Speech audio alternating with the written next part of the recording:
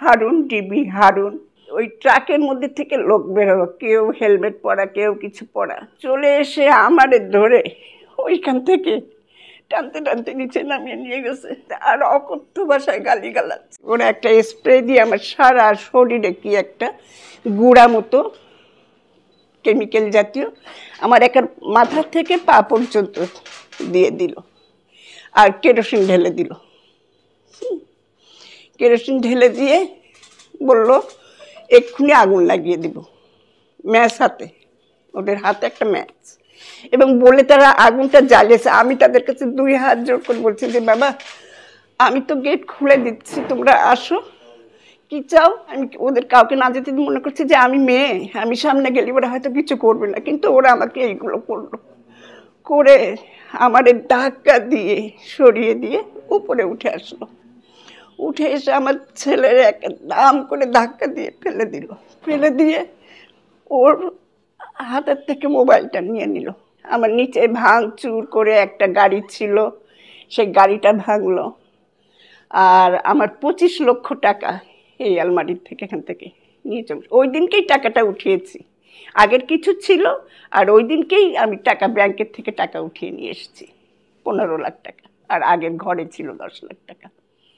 এই টাকাটা নিয়ে যায়, আমার কিছু স্বর্ণ, এগুলো সব নিয়ে চলে যায়। আর প্রচুর ক্ষয়ক্ষতি করে রেখে চলে, নিচে ভাঙচুর করে। ওই ট্রাকের মধ্যে থেকে লোক বেরোলো, কেউ হেলমেট পরা, কেউ কিছু পরা, এইভাবে চলে এসে আমারে ধরে ওইখান থেকে টানতে টানতে নিচে নামিয়ে নিয়ে গেছে ওকে। আর আমার ঘরে শর্টগান ছিল, সেই শর্টগানটা এখানেই ছিল, সেই শর্টগানটা নিল, এ করলো। আর ওকে আর আমাকে নিয়ে তারপরে আমার তো আলমারি টালমারি ভেঙে টাকা পয়সা শর্টগানটা সব নিয়ে চলে গেল। আর আমাদের দুজনকে টানতে টানতে নিয়ে ওই পড়তে, আর অকথ্য ভাষায় গালিগালাজ। ইনি হচ্ছেন বাইপাসের পেশেন্ট, প্রোস্টেটের সমস্যা, ডায়াবেটিস, হাই প্রেশার। আমি মনে করছি যে উনি হয়তো বাঁচবেই না। আমি খালি ওদের কাছে বলছি যে আমার হাজবেন্ড খুব অসুস্থ, বাবা তোমরা ওকে এ করো না, আমরা চলে যাচ্ছি, এরকম করে হাত জোর করছি তাদেরকে। এটা সম্পূর্ণ হারুন, ডিবি হারুন, তার সাহায্য নিয়ে আমার হাজবেন্ডকে, আমার ছেলেকে 7 তারিখ রাতে অ্যারেস্ট করে নিয়ে যায়। ওকে নিয়ে যায় রাত 1টায়, আর আমার ছেলেকে নিয়ে যায় 4টায়, এই বাড়ি থেকেই। আমরা এই যে ঘরটাতে অনেকগুলো দরজা না, এই সব দরজাগুলোকে বন্ধ করে আমরা এই ঘরটার মধ্যে বসে আছি। হ্যাঁ, আমরা না একটু পানিও পাচ্ছি, না একটু কেউ ওয়াশরুমে যেতে পারছি। এইরকম ভয়াবহভাবে আমাদের উপরে টর্চার করা হয়েছে। এবং সত্যিকার অর্থে আমি সেই ডিসেম্বর মাস থেকে এই পর্যন্ত সারাক্ষণ ভয় থাকি, কখন ওরা আমাদের উপর আক্রমণ চালাবে, কখন আমার ছেলের ক্ষতি করবে, কখন আমার হাজবেন্ডের ক্ষতি করবে, এই ভয়ে আমার জীবনটা যাচ্ছে।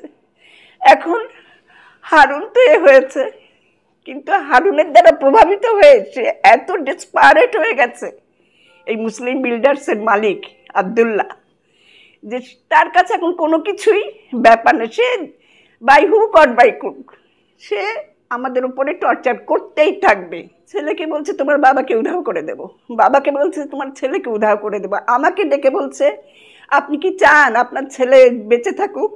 আপনি বলেন তখন কেমন লাগে? আপনি কি চান আপনার স্বামী বেঁচে থাকুক? আমাকে ডেকে নিয়ে আমার বৌমা আমার সাথে গিয়েছে, ডিবি হারুন স্বয়ং ওনার রুমে, শুধু আমি আর আমার বৌমা আর ডিবি হারুন 3 জন বসে আছি। উনি ডেকে আমাকে এই কথা বলছে, আপনি কি চান এটা যে আপনার হাজবেন্ড থাকুক? হ্যাঁ, তাহলে যা বলবো তাই করবেন। এইভাবে দিনের পর দিন। তারপর তো আমরা জামিন নিয়ে এসেছি, কিন্তু ওদেরকে মানে 2 দিন পর পর ডাকে ডিবিতে, এইগুলো লিখে দিয়ে যান। ডেকে নিয়ে গিয়ে সারাদিন বসায় রাখে, সারাটা দিন বসিয়ে রাখে 2 বাপ ছেলেকে। একদিন রাত্রে 7-12 রাত্রে 1টার সময় বাড়ি ভরা লোক, আমি শুয়ে আছি, ঘুমাইছি, আমার ডাকতেছে যে ডিবির থেকে লোক আসছে। তো আমি গেছি নিচে, বলে আপনাকে আমাদের সাথে যেতে হবে। তো কেন ভাই, আপনার কেস আছে? তো চলেন। প্রথম বলছে আমার ছেলেকে দিতে হবে, ছেলেকে না দিলে আপনাকে ছাড়বো না। আমি বলছি ছেলেকে আমি দিব না, আমাকে ছাড়াও লাগবে না, আমি নিজেই যাব, কারণ আমরা বাঙালি পরিবার, আমার ছেলের বদলে আমি আমি গেলাম, ডিবি অফিসে নিয়ে গেলাম রাত 1টার সময়। গিয়ে শুনলাম এরা সন্ধ্যা 10টার সময় একটা ছিনতাই কেস করে ওই কেসে আমারে অ্যারেস্ট করছে। তা আমি বললাম যে আমাকে অ্যারেস্ট করছেন ভালো কথা, আমাকে থানায় নেন, আমার ডিবি অফিসে কেন? কিন্তু ডিবির ফাংশন না, এত কথা বললেন না, উকিল জাত এই সেই নানান রকমের অকথ্য ভাষায় গালাগালি করলো। তখন আমার সাথে যত কথা হয়েছে সব ডিবির হারুন সাহেবের সাথে ম্যাক্সিমাম কথা। 9 তারিখে আসা তারা এই পুরা বাড়ি দোকানপাট ভেঙে ওদেরকে নিচে অফিস, আমার চেম্বার, ওর চেম্বার, টাকা পয়সা, আমি ওদের কাছ থেকে দোকান দিছি, অ্যাডভান্স নিছি, আমি মাল কিনছি, তাদের বাকি টাকা এইসব সব আমার ড্রয়ারে থাকতো, ইয়াতে থাকতো, আলমারিতে।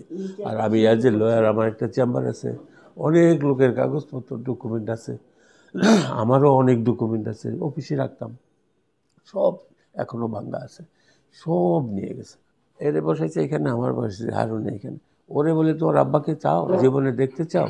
সম্পূর্ণ ডিবি হারুনের সাহায্যে এবং তার নেতৃত্বে। আচ্ছা আমি আমি আমি একটু শেষ করে দিই, হ্যাঁ, তারপরে আপনি যত কোশ্চেন করেন, আমি এত বেশি বলতে পারবো না। তারপরে তারা আমার ছেলে মেয়েরে সবাইকে সাইবার কেসে দিছে, অ্যারেস্ট করার জন্য অর্ডার দিছে আমাদের সামনেই। আমাদের বলেই বলে যে আপনার ছেলে ধরবো, আপনি মেয়েরে ধরবো, আপনার মেয়ের জামাই ধরবো, আপনার ফ্যামিলিকে আমি ধ্বংস করে দেবো। তারপরে একদিন রাত্রে এতগুলি কাগজ আনছে, এগুলিতে সাইন করেন।